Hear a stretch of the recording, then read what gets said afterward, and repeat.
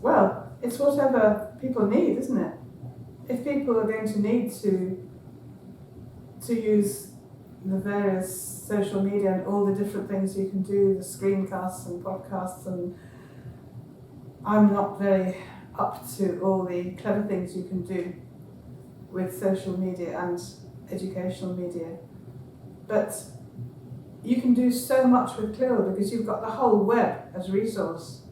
So it's wonderful because if you've got a topic on the syllabus, which is, rivers, for example, a geography syllabus, rivers, then you've got so many different sources of educational materials on rivers that you can use.